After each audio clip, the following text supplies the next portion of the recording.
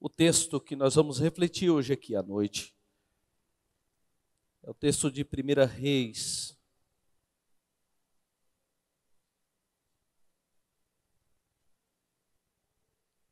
capítulo de número 19, versículo de número 3. Abram esse texto e olhem bem para mim aqui. Falando nessa série, que está bem, nós postamos aqui, a graça de recomeçar. Tem um detalhe para recomeçar, é reconhecer que qualquer pessoa que está aqui sentada tem altos e baixos. Somente com essa compreensão, você tem capacidade de você recomeçar.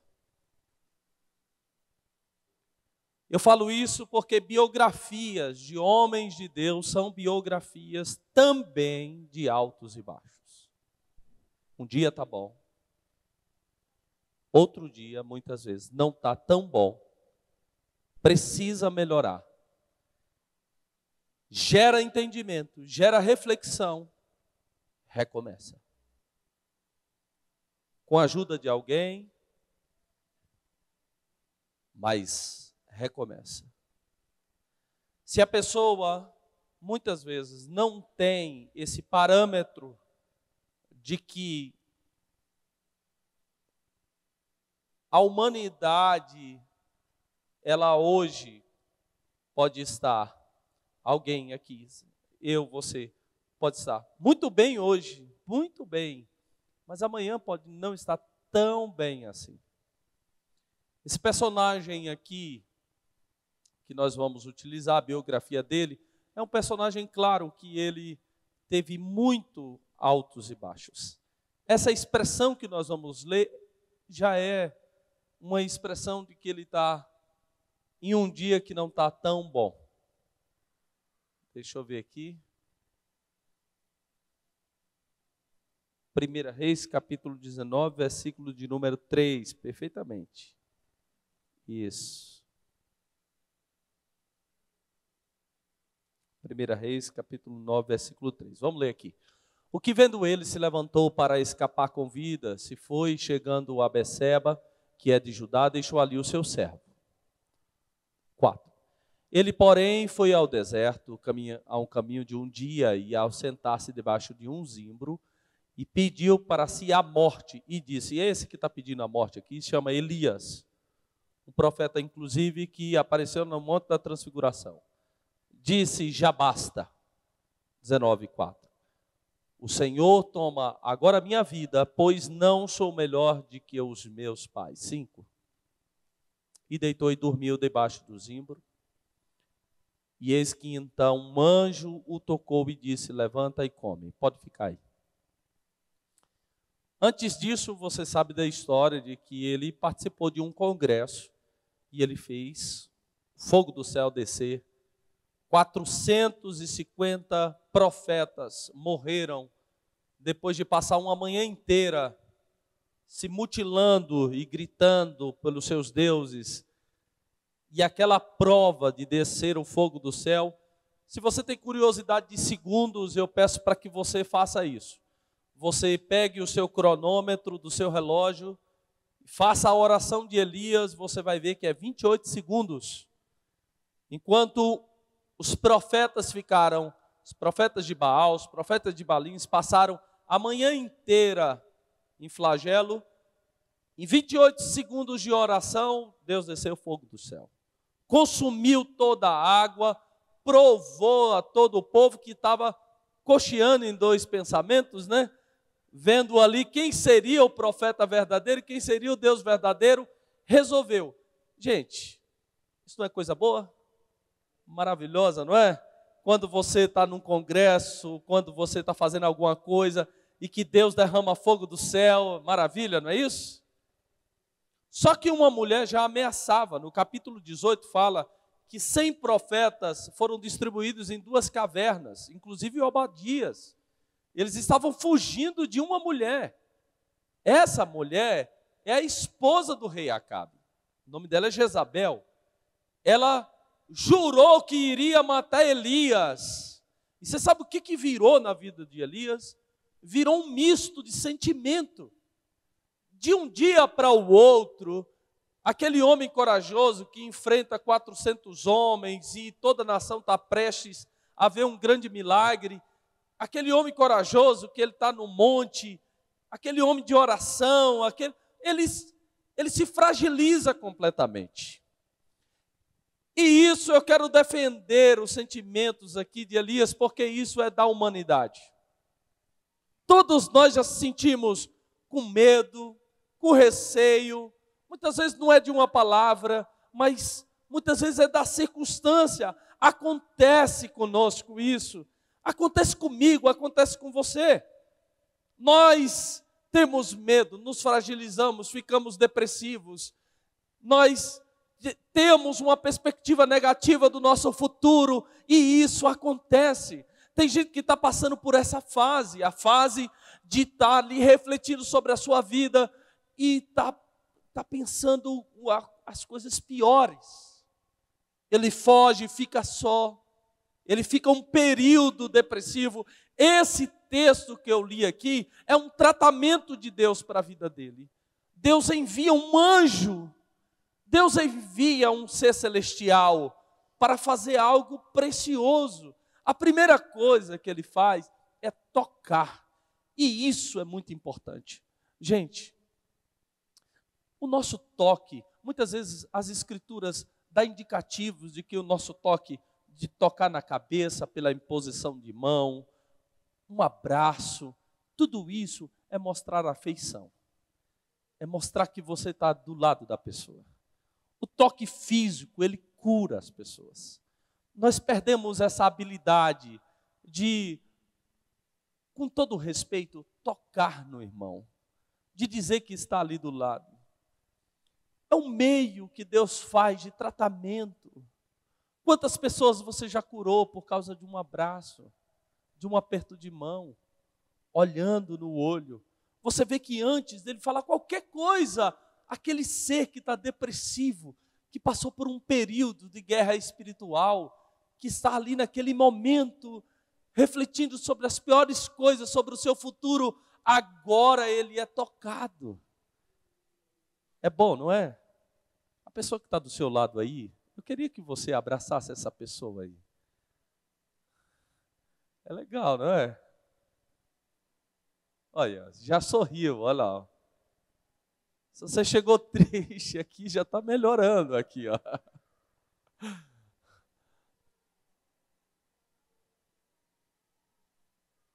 Tem um que grudou ali, já não quer soltar mais.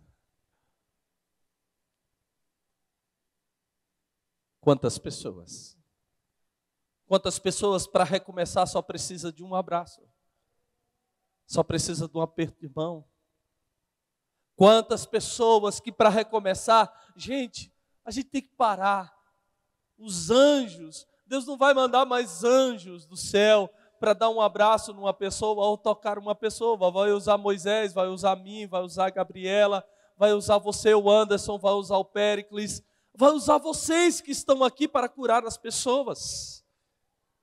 Nós precisamos entender de que no processo de recuperação de nossos sentimentos, de reestruturação de nossas vidas, nós precisamos disso, de gente que com afeto, de gente que do nosso lado, vai propor isso. Um outro detalhe que o texto mostra é que esse anjo fez isso e depois que ele tocou, ele fez uma outra coisa muito importante, que foi falar com ele. E ele falou algumas coisas com Elias. Somente depois que ele falou, que ele tocou primeiro e que ele falou, é que ele vai dar alimento para Elias.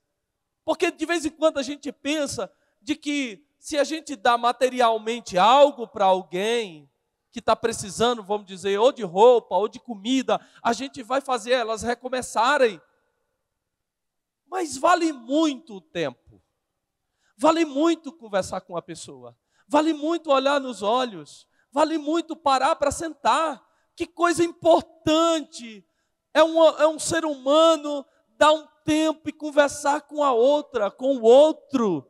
É caro hoje isso, e eu quero estimular a vocês para fazer isso, amém? Eu quero estimular a cada irmão aqui dessa igreja, para você ajudar alguém a se levantar, a recomeçar, você dá credibilidade em conversar com essa pessoa. Conversar, perguntar o que está acontecendo. Ouvir com ouvidos atentos, com o ouvido qualificado, brilhando os olhos para você ouvir as histórias. Só depois ele dá de comer. Ele alimenta. Tá bom, tudo isso leva tempo. O toque, a fala, a comida, são gastos. Mas o anjo percebeu que depois que ele fez isso, ele continuou com os mesmos sentimentos. Ele continuou fraco. E é nesse ponto que eu acho que a gente peca. Porque você abraçou alguém aí e você pensa assim, tá ótimo, pronto, já fiz a minha parte. Mas isso tem que ser com frequência. Isso não pode ser somente estimulado pelo pastor. Isso não pode ser somente hoje. Isso tem que ser todas as vezes. Todas as vezes que você sentar do lado do irmão, você vai conversar com ele e vai tocar na vida dele.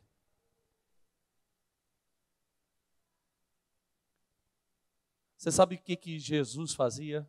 O primeiro milagre de Jesus, descendo, estou dizendo assim, milagre físico, né? Porque o primeiro milagre é a transformação de água para vinho. Mas o primeiro milagre de doença física é um leproso que ele desce do monte, ele está explicando o sermão do monte, e quando ele desce tem um leproso lá embaixo. E você sabe o que Jesus faz? Jesus toca na lepra. Eu não sei se você sabe, mas depois dali, ele põe a saliva dele no ouvido de uma pessoa, e ele põe a saliva dele na língua de uma pessoa e grita bem forte, Efatá. Abra-te, e abriu. E isso é tão impressionante que uma mulher, ela fala assim, ele é acostumado a tocar nas pessoas. Eu vou tocar nele também. Porque se ele toca, ele deixa ser tocado. E quando ele toca, sai virtude. Então, quando eu toco, deve sair virtude dele também. É tão poderoso isso. As pessoas vão deixando isso. Porque a gente, um aperto de mão é qualquer aperto de mão, não é.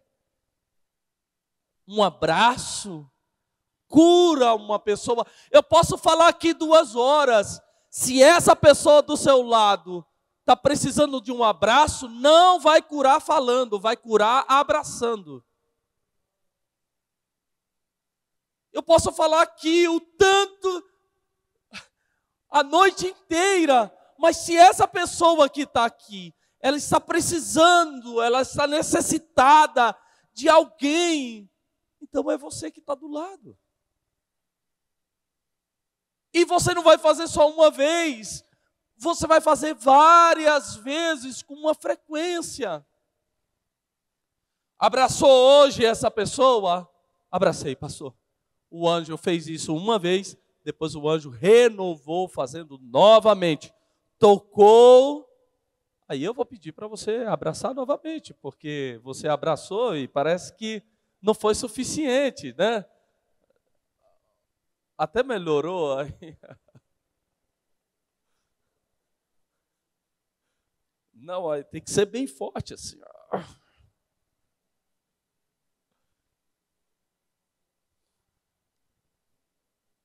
Você vê que o abraço é tão poderoso que quando você abraça, você já vai falando com a pessoa. Você já vai dizendo alguma coisa para ela, porque não tem sentido você abraçar e ficar calado, né? É tão poderoso isso.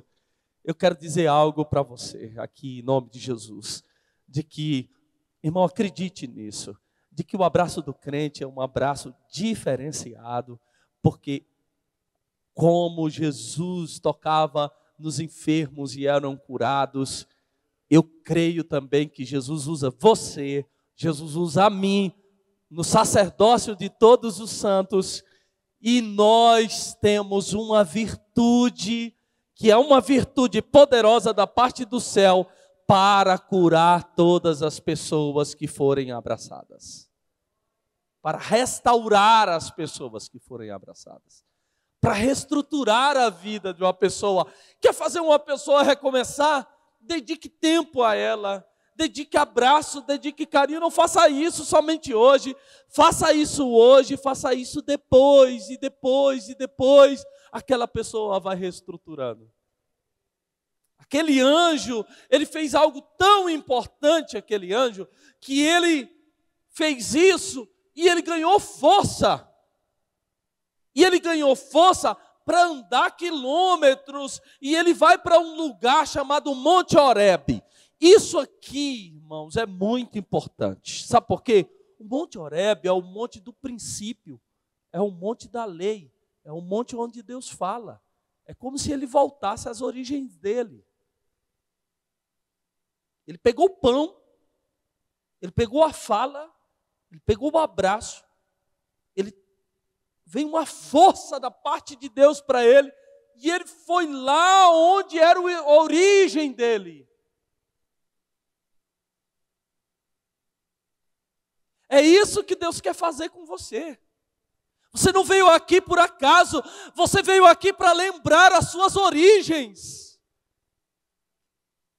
O Senhor te trouxe para esse lugar para reafirmar na sua mente a sua essência, a sua identidade, quem você é, a lei do Senhor. O que o Senhor tem para você não está revogado ao decreto da parte de Deus. E é isso se cumprirá. E o Senhor está te dando pão, está te dando abraço, está te dando palavra para dizer que você tem que voltar às suas origens. As origens do que o Senhor te chamou. Nosso Deus não tem erro.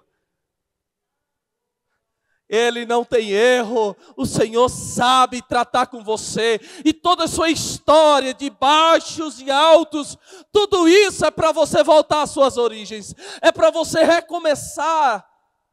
Lá dentro, ele entra dentro daquele lugar. E o próprio Deus fala: Elias, eu estou aqui. Como se Deus estivesse aguardando ele. Como se Elias sentasse naquela caverna e Deus sentasse do lado dele. E Deus falasse: eu estou aqui. E Elias aguardou uma resposta de Deus. É como se esperasse em um congresso grande. Porque nós esperamos, muitas vezes, na expectativa de ou um profeta, ou Deus usar um grande congresso, ou grandes coisas. E Deus não veio no meio da tempestade, Deus não falou no meio desses movimentos grandes, Deus falou na simplicidade. Em algo muito simples, em um vento bem calmo, Deus falou ali. Deus está dizendo para você. Leia os sinais ordinários. Deus age também no comum. Deus está querendo resgatar a sua vida. Deus está querendo que você recomece. No cotidiano. Em coisas simples. Eu sei que você está aqui e muitas vezes você pensa assim: Deus vai falar comigo num congresso e você não dá nem moral para um círculo de oração. Você não dá nem moral para uma pessoa simples quando fala para você. Ou você não dá moral por causa de uma pessoa que chegou do seu lado que é para recomeçar. Eu digo para você, recomece assim. Receba os abraços, as falas, o pão celestial. Volte às suas origens e note que todo o contexto é de coisas simples, mas que pode te ajudar a você novamente ungir reis e ungir rainhas. Você acha que acabou? Deus está dizendo: você ainda tem muita coisa para fazer. Não acabou. Está começando hoje. Em nome de Jesus. Erga sua mão. Em nome de Jesus. É o Espírito do Senhor que fala ao seu coração. Levante-se hoje. Não leve em conta os seus baixos, seus momentos de dificuldade, de tristeza, de medo, de pecado. Hoje o Senhor está dizendo, volte às suas origens. Nunca Deus desiste. Deus sempre tem uma mulher, tem um homem para fazer você recomeçar. Está na hora de você recomeçar. Decida hoje. Diga hoje, eu hoje vou recomeçar. Eu hoje vou recomeçar a minha vida. Hoje eu vou voltar a ser esse homem, a ser essa mulher de Deus. Não permita que o diabo vá, fale contigo no seu coração de que acabou tudo. Não, não acabou. O Senhor é contigo. O Senhor é contigo. Glória a Deus. Você pode aplaudir a Deus por isso?